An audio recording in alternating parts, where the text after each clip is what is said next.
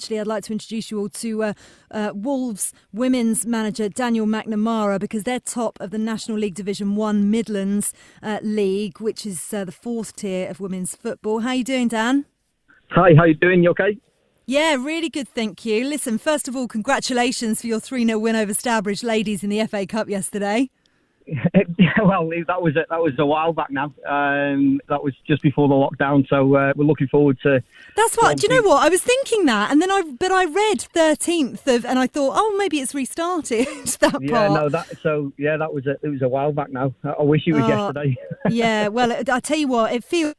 We've been on Groundhog Day, doesn't it, for the past year? So, it certainly feels that way. The Women's FA Cup has resumed, though. Grassroots football set to return on the 29th of March, but then this announcement comes today. What were your initial thoughts? I think still really raw, if I'm honest. I think really emotive at the minute and just hugely disappointed. I think that sort of sums it up. As you said before, it was expected. I've been trying to come to terms with it over the last 2 to 3 months, but it still hurts, if I'm honest. It still really hurts when you hear it for confirmation, if you like. So yeah, it's still raw at the minute. Yeah, I mean, a lot of clubs have decided to keep their counsel on this for the moment. You haven't. You've been quite vocal about what you think. How has the whole thing been organised? I think, to be honest, I think the biggest disappointment for me was the lessons that didn't get learnt from last season. I hate to keep referring back to the position we were in 12 months ago. I think we were not just ourselves as well. We were very close to clinching the National League and moving up the pyramid, and it was null and voided. And we just really hoped as a club and as a group of people in the female game that lessons would have been learnt. And I think 12 months on, to do it again and effectively lose 2 years of female football it was beyond thinkable for us. And I'm not too. I think my biggest worry now is the fallout of this. I think there's a lot of people who this potentially pushes over the edge now. I think people right across the country in the National League and below, we've dedicated our lives. Some players and staff have dedicated our lives over the last 2 years, and this is just a huge kick in the teeth for everybody involved. Yeah, it's a sucker punch, isn't it? We've got Becky Spencer, Tottenham goalkeeper, with us tonight, Dan. I think she's got a question for you. Yep. Hi, Dan. How are you? Hi, how you doing? You okay? Yeah, not bad, thanks.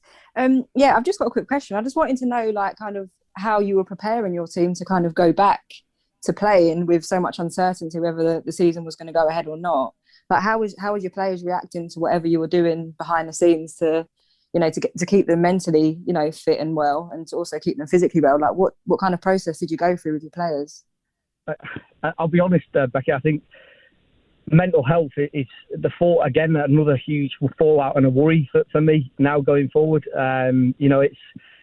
This is a release for people. I've struggled for months, and I know the players have, and we've been trying to engage them best we can. I think the first lockdown and the second lockdown, they really bought into the programmes. We were doing Zoom sessions, and to be fair, they still have this time round. But I think right across the country, this lockdown has really hit home for a lot of people, and not just involved in football.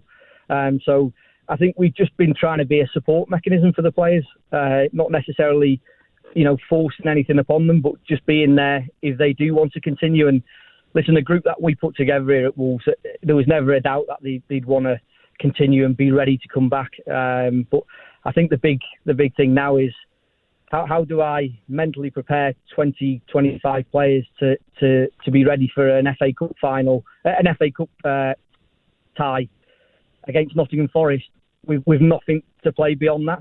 I think that's going to be the real challenge, and it'll definitely be a challenge I've not faced before in my coaching career.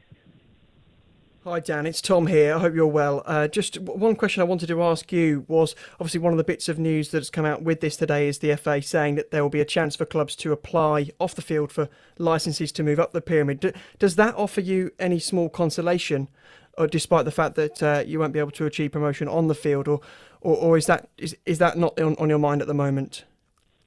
Yeah, I think, again, it's really raw, Tom, but I think, and listen, people all over the country will relate to what I'm about to say is we're involved in competitive sport for a reason. We want to create moments and we want to create memories that'll stay with you forever.